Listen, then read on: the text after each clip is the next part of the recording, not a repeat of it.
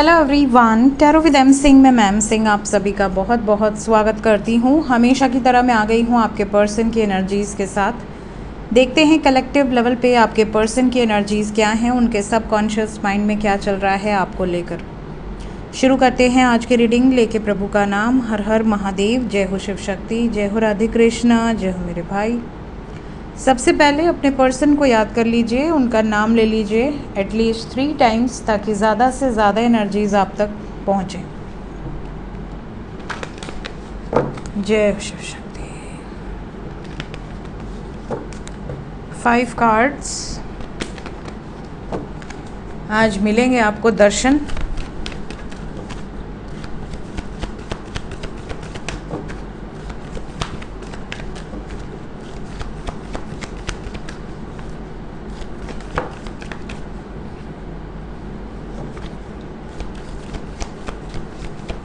Justice, emperor, मिल गए दर्शन। The lovers,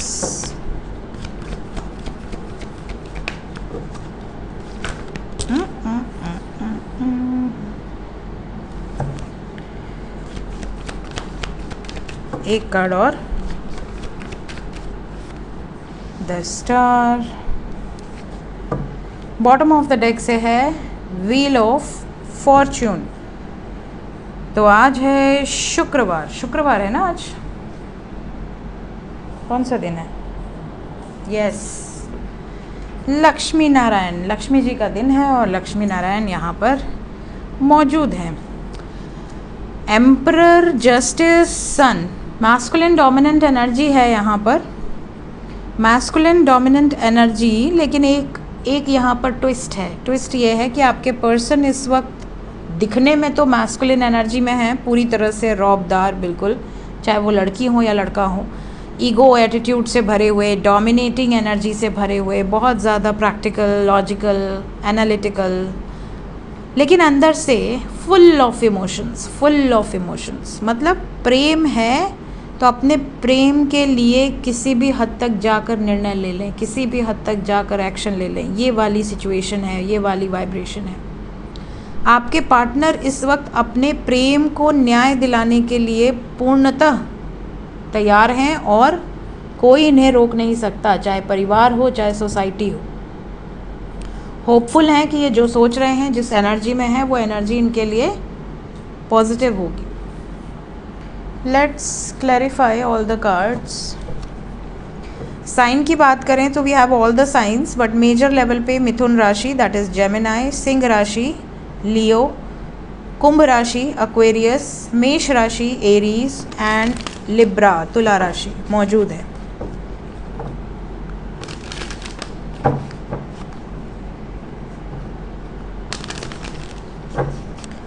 clarify करते हैं।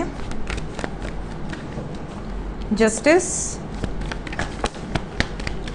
कार्मिक सिचुएशंस, कार्मिक सिचुएशंस। जस्टिस यहाँ पे कर्मा को रिप्रेजेंट कर रहा है, कार्मिक साइकिल्स को रिप्रेजेंट कर रहा है और कार्मिक साइकिल्स एंड हो रही हैं, रिलीज की एनर्जी है। कैसी कार्मिक साइकिल्स हैं ये? बहुत समय से कुछ ऐसे लोग हैं जो आपके पर्सन और आपके बीच में हैं, आप दोनों को दर्द दिया है इन लोगों ने। कहीं ना कहीं ऐसे लोग, ऐसी साइकिल्स रिलीज होंगी। एम्परर, क्विक एनर्जी है इस वक्त। एम्परर को किंग ने क्लैरिफाई किया है। आपके पर्सन इस वक्त बिल्कुल स्टबर्न है, जो डिसाइड कर लिया उससे चेंज नहीं करेंगे, उसी रास्ते पर चलेंगे। जय हो राधे कृष्ण।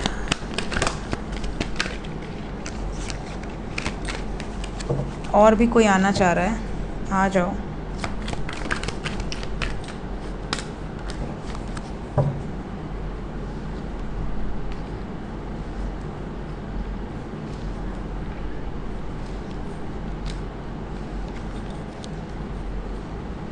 कुछ लोगों के पार्टनर ने आपसे ही झगड़ा किया था, आपने उनसे या उन्होंने आपसे झगड़ा किया था, इसलिए कि आप दोनों एक दूसरे से दूर थे, सेपरेशन हुआ था, डिस्टेंस मेंटेन कर रहे थे, इस वजह से झगड़ा हुआ है।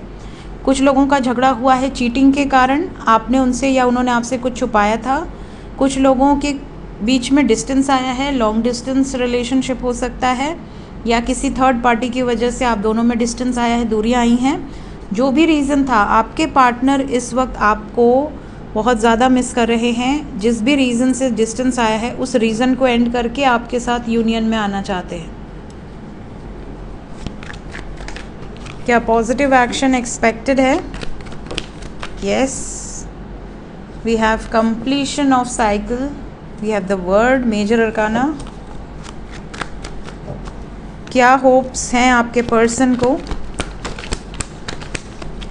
इन्हें होप है कि ये जिन सिचुएशंस में स्टक थे वहाँ से अब मूव करेंगे। मूवमेंट यहाँ पर नज़र आ रहा है। क्या आपके लिए कोई ख़ास मैसेज होगा? रोमांटिक मैसेज होगा, इमोशनल मैसेज होगा, लविंग एनर्जी दिख रही है, केयरिंग एनर्जी दिख रही है। क्या यूनियन से रिलेटेड भी कोई मैसेज होगा? परमानेंट यूनियन, शादी, विवाह। Yes, we have chariot. इन्होंने कुछ निर्णय लिया है जो ये आपको बताएंगे, और बहुत पावरफुल एनर्जी दिख रही है। होपफुल रहिए, जो भी होगा बेस्ट होगा। Wheel of Fortune. जो भी कन्फ्यूजन्स थे, कार्मिक साइकिल्स थी, मेंटल कॉन्फ्लिक्ट था, वो रिलीज़ हो चुका है या वो रिलीज़ हो रहा है, ये सिचुएशन है। डिवाइन इंटरवेंशन है। सो आपके पर्सन की एनर्जी बहुत ज़्यादा पॉजिटिव है। हालांकि आपके पर्सन बहुत अच्छे फेज से नहीं गुजर रहे लाइफ के, लाइफ में कुछ ऑब्स्टिकल्स दिख रहे हैं, बट स्टिल आपके लिए आने वाला समय बहुत पॉजिटिव होगा। ये एनर्जी यहाँ पर दिख रही है। जय राधे कृष्णा। वर्तमान भावनाएं इस वक्त आपको लेकर क्या हैं? आपके पर्सन की वर्तमान भावनाएं।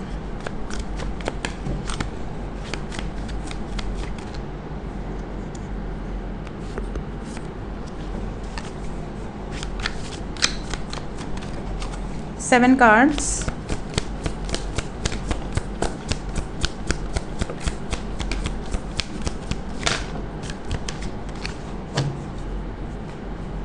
Confessions, Twin Flames, Divine Masculine, Breaking Point, Trapped. Bottom of the deck है Loyalty. Overall energy है Bitterness.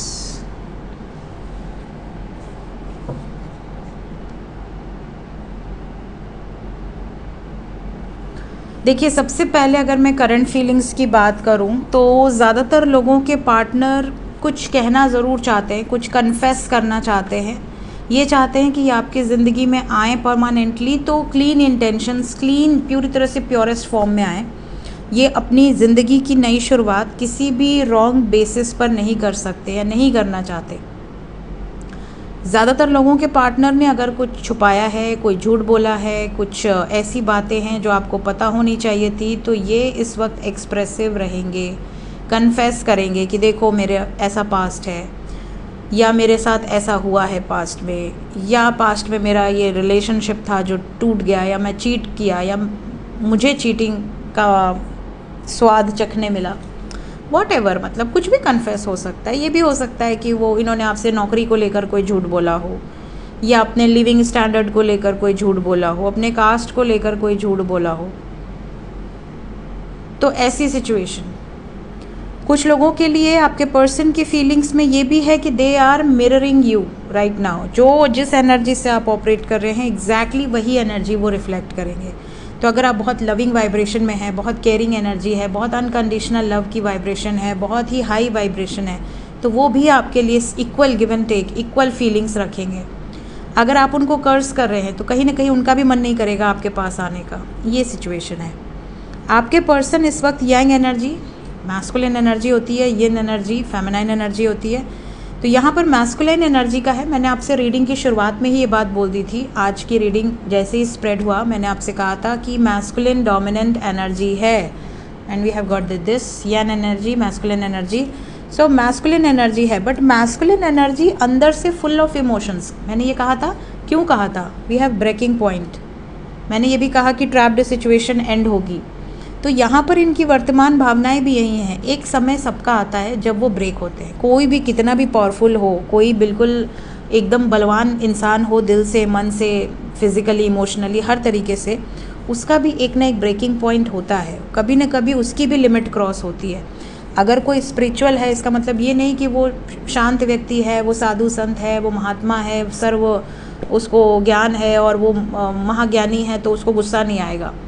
ऑब्वियसली आएगा। जब जहाँ पे उसको लगेगा कि यहाँ गलत हो रहा है, तो वहाँ पर वो एक लिमिट तक ही समझाएगा ना, उसके बाद तो वो भी शस्त्र उठाएगा। तो ब्रेकिंग पॉइंट हर इंसान का आता है, चाहे वो कोई भी हो, कितना भी पावरफुल हो, कितने भी अपने सेंसेस पे कंट्रोल हो, बट कहीं ना कहीं एक ब्रेकिंग पॉइंट आता ही है। ब्रेकिंग पॉइंट इस वक्त आपके पार्टनर की एनर्जी में भी दिख रहा है। कहीं ना कहीं आपके प्यार से ओवरवेल्म्ड है।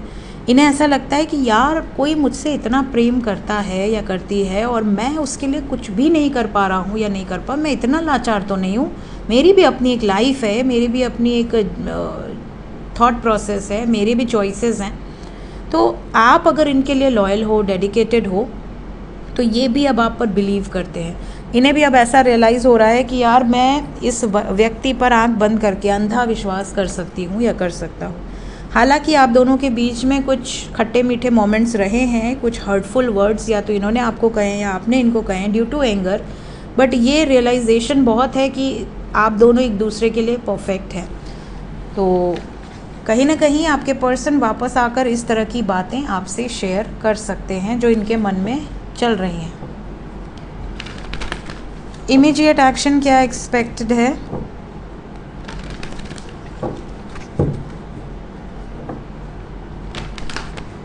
मुझसे बहुत सारे लोग पूछ रहे थे कि मैम आप व्रत हो, आप क्या डाइट लेते हो, क्या खाना पसंद करते हो। बहुत सारे पर्सनल मैसेजेस आए हैं मुझे। मेरे एडमिन ने मुझे बताया कि बहुत सारे लोग ये मैसेज कर रहे हैं कि आप क्या खाते हो। तो मैंने कहा मैं सबको अलग अलग नहीं टाइप करूँगी। वैसे भी मैं टाइप वाइप नहीं करती हूँ, मुझे नहीं मन करता टाइप करने का, तो मैं अपने वीडियो में ही बता दूँगी। मैं सुबह उठती हूँ, मेडिटेशन करती हूँ। मेडिटेशन करने के बाद थोड़ा सा पूजा पाठ करने के बाद नहा धो के अपना जो भी डेली रूटीन है, क्योंकि मैं सबको नहलाती हूँ। मतलब मेरे जो मंदिर में हमारे लड्डू गोपाल हैं, हमारी बहू हैं और हमारे क्या कहते हैं भोलेनाथ हैं, शिवलिंग है, फिर हमारे श्री राम दरबार है, तो गणेश जी हैं। सबसे पहले गणेश जी से शुरुआत होती है। सबको लाइन से नहला के, भोग लगा के, सब तैयार व्यार करके जब मैं फ्री हो जाती हूँ पूजा पाठ करके, तो मैं खाती हूँ मखाना भुन के मखाना खाती हूँ, चाय पीती हूँ, क्योंकि बिना चाय के तो मेरी ज़िंदगी पॉसिबल ही नहीं। छोड़ने की कोशिश बहुत की मैंने, और भी अलग अलग टाइप की टी भी ट्राई की, सब डब्बे में भरा पड़ा है। मन ही नहीं करता उन सब चायों को पीने का, चाहे कुछ भी हो उसमें मन नहीं करता। अपना देसी चाय, बढ़िया मसालेदार चाय, अदरक उदरक डाल के चाय, मखाना। उसके बाद 11:30-12 बजे करीब एक प्लेट फ्रूट खा लेती हूँ, कोई भी फ्रूट। एक एप्पल खा लिया, कीवी खा लिया, ज़्यादातर एप्पल खाती हूँ मैं। ऑरेंजेस हैं तो ऑरेंजेस खा लिया, मतलब सीजनल फ्रूट जो भी है। उसके बाद लंच में खाती हूँ दही, सिर्फ दही। कभी कभी लौकी की सब्ज़ी हुई तो लौकी की सब्ज़ी, थोड़ी सी दही, कभी लौकी दही में डाल के खा लेती हूँ, रायता टाइप्स, बस वही। और फिर शाम को अगर स्वीट पोटैटो है, कंदा जिसे कहते हैं हमारे यहाँ, एक स्टीम करती हूँ और उसमें तड़का देके मिर्चे का, और फिर उसमें नींबू डाल के, काली मिर्च डाल के खा लेती हूँ। तो ये मेरी डाइट है। और इस डाइट से ना आपको चक्कर आएगा, ना आप बेहोश होंगे, ना आपको एनर्जी कम लगेगी, बल्कि और ज़्यादा एनर्जी आपको फील होगी। गजब की डाइट है। रात को अगर मन किया तो दूध, वरना नहीं। अगर मन करता है तो मैं दूध सादा नहीं पी पाती हूँ, तो मैं क्योंकि कुछ डाल के ही हमेशा पीती हूँ, बट व्रत है तो मैं गुड़ ले लेती हूँ अगर मन किया तो, वरना नहीं। सो ये डाइट है मेरी, और इस डाइट से मुझे बिल्कुल भी वीकनेस नहीं लगती, और मैं ज़्यादातर ऐसी रहती हूँ। अभी तो खैर फास्ट है तो अभी कुछ बाउंडेशन है कि अब ये नहीं खा सकते, वो नहीं खा सकते, ये हल्दी नहीं खा सकते, नमक नहीं खा सकते, ये सारी चीज़ें। बट जब फास्ट नहीं भी होता है तो मैंने अन्न को ऑलमोस्ट छोड़ा हुआ है बहुत टाइम से, और ज़्यादातर यही डाइट रहती है मेरी। बस थोड़ी चीज़ें, जैसे फूडी हूँ तो कुछ चीज़ें ऐड हो जाती हैं जब फास्ट नहीं होता है, कि कभी कुछ मन किया तो बना लिया, खा लिया। अदरवाइज़ ज़्यादातर मेरी यही डाइट रहती है रूटीन में। चाय 2 टाइम मुझे चाहिए, पहले तो 6-7 टाइम होता था, जब मन किया चाय, 2 बार चाय 2 बार कॉफ़ी, तो कभी कभी उससे भी ज़्यादा। फिर डॉक्टर ने बोला दूध वाली कॉफ़ी नहीं तो ब्लैक कॉफ़ी तो चलता रहता था। बट अभी मैंने काफ़ी कंट्रोल किया, अगर 1 टाइम चाय 1 टाइम कॉफ़ी, या फिर अभी तो फ़िलहाल कॉफ़ी का भी मैंने सुना कि पता नहीं कॉफ़ी में किसी ने कहा कॉकरोचेस होते हैं, तब से तो मैंने कॉफ़ी भी छोड़ दी है तो अभी तो मैं चाय पे ही हूँ, कॉफ़ी नहीं पी रही फ़िलहाल मैं। पता नहीं किसने कहा था मुझे, किसी ने भेजा था लिंक, मैंने कहा फास्ट में तो पॉसिबल ही नहीं है, फिर वो मन में चढ़ जाता है तो फिर आपको अच्छा नहीं लगता। सो जिन्होंने भी पूछा था आप सबको एक बार में जवाब दे दिया मैंने, क्योंकि काफ़ी लोग फास्ट होते हैं तो उनको लगता है क्या खाते हैं, तो इसलिए। चलिए नेक्स्ट एक्शन पे आते हैं। आई एम सॉरी अगर किसी को मेरे बीच की कन्वर्सेशंस बुरी लगे तो एडवांस में सॉरी। नो कांटेक्ट वालों के लिए इमीडिएट एक्शन।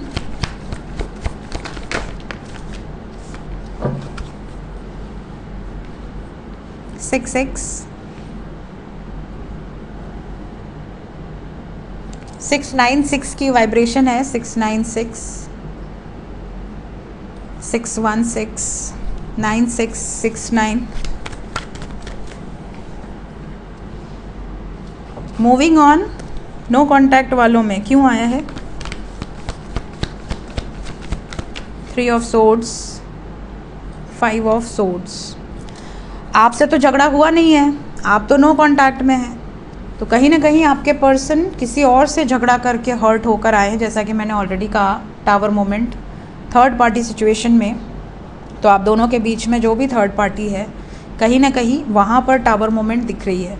आपके पर्सन इमोशनली अपसेट होंगे, लेकिन अपसेट होने पर आपकी याद आएगी क्योंकि बहुत हारा हुआ फील कर रहे होंगे, और यहाँ चंद्रमा की एनर्जी है, इमोशनल होंगे, तो ये आपको मिस करेंगे और आपके पास वापस आएंगे।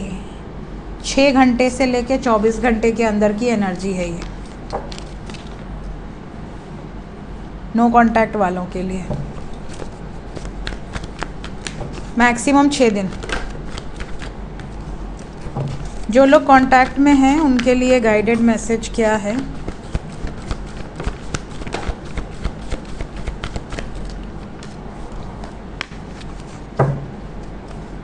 जो लोग कांटेक्ट में हैं, आने वाले 1 हफ्ते आपके लिए अच्छे नहीं हैं। क्यों अच्छे नहीं हैं ये बताती हूँ। कुछ लोगों के लिए एक्सट्रीमली अच्छे हैं, बहुत ज़्यादा अच्छे हैं, बट कुछ लोगों के लिए प्रॉब्लम है। किसके लिए अच्छे हैं और किसके लिए प्रॉब्लम है ये भी बताऊँगी। सबसे पहले अच्छे किसके लिए हैं? जिनके पर्सन कांटेक्ट में हैं और जिनके पार्टनर ट्रू लव करते हैं, जिनके साथ आपका सोल कनेक्शन है। आपके पर्सन आपके लिए थर्ड पार्टी से निकलकर आपको कमिटमेंट देंगे, और सिर्फ कमिटमेंट ही नहीं देंगे, शादी भी करेंगे, या शादी से रिलेटेड कोई मैसेज दे सकते हैं कि हाँ इस महीने में हम शादी कर रहे हैं, तैयार रहना, ठीक है। या कोर्ट मैरिज करना है, because we have justice, court marriage करना है तो दीज डॉक्यूमेंट्स आर रिक्वायर्ड। क्यों कोर्ट मैरिज करना है? क्योंकि मेरी शादी कहीं और फिक्स करने की बात हो रही है, या मेरे लिए रिश्ते देखे जा रहे हैं। We have choose wisely with wisdom, that is hierophant. Celebration, अगर आपसे अब शादी नहीं किया तो फिर मेरी शादी किसी और से हो जाएगी, या लड़का हो लड़की हो जो भी हो आपके पर्सन, अकॉर्डिंग टू दैट लीजिएगा मैसेजेस को। ये सिचुएशन है। और जो लोग कांटेक्ट में हैं जिनके लिए अच्छा नहीं है, अगर यही सिचुएशन में आपका पार्टनर आपका ही साथ छोड़ दे तो ये आपके लिए अच्छा नहीं है, क्योंकि एनर्जी तो यही बता रही है ना कि ये सिचुएशन आने वाली है। अब इस सिचुएशन में किसके पार्टनर साथ देंगे, किसके पार्टनर साथ नहीं देंगे, ये आप पर्सनली जान सकते हैं अपने नाम से, अपने पार्टनर के नाम से, पर्सनल रीडिंग व्हाट्सएप पे अपॉइंटमेंट बुक करके। बट ये जो एनर्जी है ये यही बता रही है कि इस टाइम पे या तो आपका पार्टनर आपका साथ देगा या तो इमोशनली विड्रॉ करके मूव ऑन कर लेगा, ब्रेकअप कर लेगा। स्पेशली अगर बैड कर्मा एसोसिएटेड है, कार्मिक पार्टनर है, तो इस टाइम पीरियड में आपको चॉइस की तरह ट्रीट करेगा, आपको प्रायोरिटाइज नहीं करेगा। तो ये तो आपको ही जज करना होगा अपने दिमाग से। एक राउंड चक्रा की एनर्जी है कि आपका पर्सन किस तरीके का है, किस प्रकार का है। ये एनर्जी आपको पॉजिटिवली रेजोनेट कर रही है या नेगेटिवली रेजोनेट कर रही है। बट कॉन्टैक्ट वालों के लिए आने वाला एक हफ्ता इस तरह की सिचुएशंस लेकर आने वाला है। So please be prepared. Angels क्या बताना चाहते हैं इस वक्त आपको? एंजल्स की तरफ से गाइडेड मैसेज क्या है मेरे व्यूवर्स के लिए? सबसे पहला मैसेज है आपके लिए, आपको डिवाइन की तरफ से अवेकनिंग का गिफ्ट दिया जा रहा है। अवेकनिंग का गिफ्ट एक अपॉर्चुनिटी है। अगर आपने पिक कर लिया, अगर आपके अंदर इतना दम है, करेज है, क्योंकि अवेकनिंग बहुत मजबूत लोगों के लिए है। क्यों है अवेकनिंग इतना टफ? क्योंकि आपकी सोल निचोड़ जाती है, बिल्कुल बहुत तकलीफ़दायक है, एकदम नियर टू डेथ एक्सपीरियंस भगवान दिलाते हैं, ताकि आपको ये रियलाइज़ हो जाए कि कुछ नहीं है, मैं तो मोह माया में जकड़ी हुई थी या जकड़ा हुआ था। मैं जिसके लिए रो रहा हूँ, तड़प रहा हूँ, परेशान हो रहा हूँ, जिस चीज़ के लिए या जिस व्यक्ति के लिए, उस व्यक्ति से तो कोई लेना देना ही नहीं है। उस व्यक्ति को भी मुझसे कोई लेना देना नहीं है। आज मैं हूँ, तड़प रहा हूँ, कल मैं ना भी रहूँ, अपनी जान भी दे दूँ, तो भी मेरा उस व्यक्ति को मेरे से ज़्यादा फ़र्क नहीं पड़ेगा।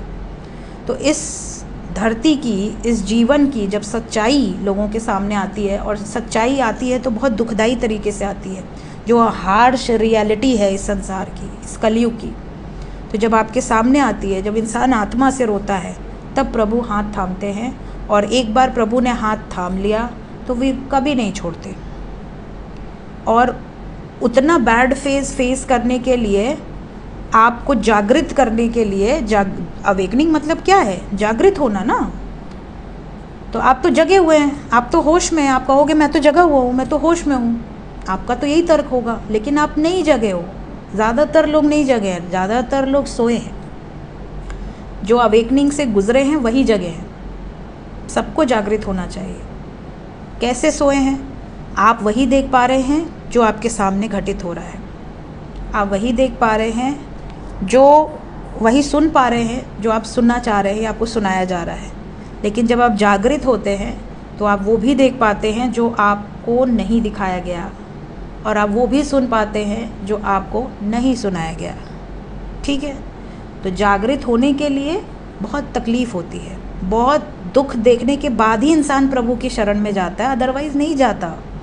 हाँ, ऊपर से हाय हेलो भगवान से होता रहता है, पूजा पाठ रिचुअल्स, बट आत्मा जब रोती है ना तभी प्रभु मिलते हैं। और आत्मा से इंसान तभी रोता है जब वो एक्सट्रीम पे जाके दुखी होता है।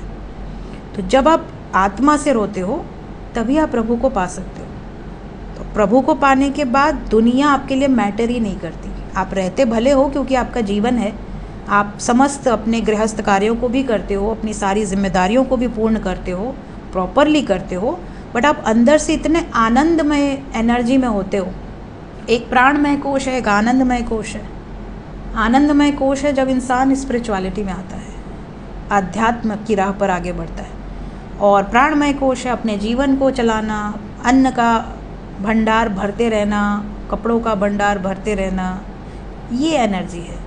तो जीवन की जो ऊर्जा है, इसमें अगर आपके पास प्राणमय कोश के साथ साथ आनंदमय कोश भी हो, तब आप एक्चुअल में अपने आप को परफेक्टली फाइन मानोगे। आपको ऐसा लगेगा कि यार मेरे पास बेसिक नेसेसिटीज़ भी हैं। इस जीवन में जीने के लिए एक मजबूती चाहिए, वरना कमज़ोर लोगों को दुनिया रौंद देती है। तो आप कमज़ोर भी नहीं होने चाहिए, मजबूत होने चाहिए हर तरीके से। और साथ में अगर आपकी अवेकनिंग लग गई तो आपके पास आध्यात्मिक विकास भी आपका होगा। तो आपके पास सब कुछ होते हुए भी आप उनसे कभी अटैच नहीं होगे, आपके पास करेज होगा, आप किसी भी परेशानी में टूटोगे नहीं, पैनिक नहीं होगे, क्योंकि आपको पता है जीवन की सच्चाई क्या है। कोई कहीं नहीं जाता, सब यहीं हैं, सब हर वक्त हमें सुन रहे हैं, हमें देख रहे हैं। सिर्फ हमारे पास वो आंखें नहीं रह जाती जिससे हम देख पाए। हमें लगता है कि प्रेजेंस नहीं है, बट प्रेजेंस है एवरी टाइम। आप जिसे भी याद करते हैं, अगर आपकी कई लोगों की माँ चली जाती है कम समय में, कई लोगों के पिता चले जाते हैं, कई लोग अपने भाई को खो देते हैं, कई लोग अपनी बहन को खो देते हैं, कई लोग अपने पति को खो देते हैं, कई लोग अपनी पत्नी को खो देते हैं, बट क्या वो नहीं रहते? हर वक्त रहते हैं आपके पास। उनकी एनर्जी, उनकी हायर सेल्फ, अगर उन्होंने कहीं और जन्म भी ले लिया ना, तो उनकी हायर सेल्फ आपके साथ होती है एवरी मोमेंट। प्रेजेंस, अवेकनिंग, यहाँ पर कहा जा रहा है कि आपको ये गिफ्ट दिया गया डिवाइन की तरफ से। You have that courage, you have that power कि आपको ये गिफ्ट आपको दिया गया और आप इसको संभाल पा रहे हैं। संभालने के लिए भी क्षमता चाहिए इतने बड़े गिफ्ट को, इतनी बड़ी जिम्मेदारी को, क्योंकि जो अवेकन हो जाएगा उसके ऊपर जिम्मेदारी भगवान अपने आप डाल देते हैं। ये नहीं कि वो अवेकन हो गया, वो बल्ले बल्ले चला जाए हिमालय में गुफा में और चुपचाप बैठ जाए। नहीं, जितने लोग जागृत हुए हैं उतने लोगों ने आगे अपनी एनर्जीज़ को ट्रांसफ़र करते गए हैं ना। ऐसा तो नहीं कि वो जागृत हुए और वहीं से गायब हो गए। नहीं, उनकी ऊपर बर्डन बढ़ जाता है, उनके ऊपर रिस्पॉन्सिबिलिटी बढ़ जाती है। उनको अपने ज्ञान को, अपने जो भी उन्होंने अचीव किया है, अपनी शक्तियों को कहीं ना कहीं किसी न किसी को देना होता है सही समय पर। तो ये करेज भी देता है। अवेकनिंग इज़ अ गिफ्ट जो काफ़ी लोगों को रिसीव हो रही है, काफ़ी लोगों को रिसीव होगी और बहुत जल्द होगी, क्योंकि बहुत सारे कार्य प्रभु को करवाने होते हैं अवेकन बीइंग से। Protect what you love, it's your duty and responsibility. आप किसी से प्रेम करते हैं, प्रेम करते हैं। प्रेम क्या है? अनएक्सपेक्टेड लव किसी से भी, और अनएक्सपेक्टेड के साथ अनकंडीशनल। आप किसी से एक्सपेक्ट नहीं करते हो लव, अरे मुझे प्यार दो, मैंने तुम्हारी इतनी मदद की थी, मुझे प्यार करो। नहीं, डोंट एक्सपेक्ट लव ना। लव तो अनकंडीशनल है, गिविंग एनर्जी है लव की। सो लव को प्रोटेक्ट भी करना आप ही की जिम्मेदारी है। जैसे माँ अपनी जान दे दे, बट बच्चों पर आएगी तो अपनी जान भी दे देगी, अगर उसके सामने उसके अपनों पर आएगी तो वो अपनी जान भी दे देगी, लेकिन वो प्रोटेक्ट करेगी। क्यों? क्योंकि वो प्रेम करती है ना। पिता भी अपनी जान दे दे, बट बच्चों के आगे तो वो अपने बारे में थोड़ी सोचेंगे। माँ बाप तो हमेशा सबसे पहली प्रायोरिटी बच्चों को देंगे। तो वो होता है सच्चा प्रेम, जहाँ पर कोई एक्सपेक्टेशंस नहीं है और जहाँ पर कोई कंडीशंस नहीं है। उसके अलावा सारे प्रेम कहीं ना कहीं कोई सेल्फिश मोटिव जुड़ा होता है। सो जब आप ट्रू लव की बात करते, प्रेम की बात करते, तो उसको प्रोटेक्ट करना भी आपकी ही जिम्मेदारी है। चाहे वो आपका पति हो, पत्नी हो, आपका बॉयफ्रेंड हो, गर्लफ्रेंड हो।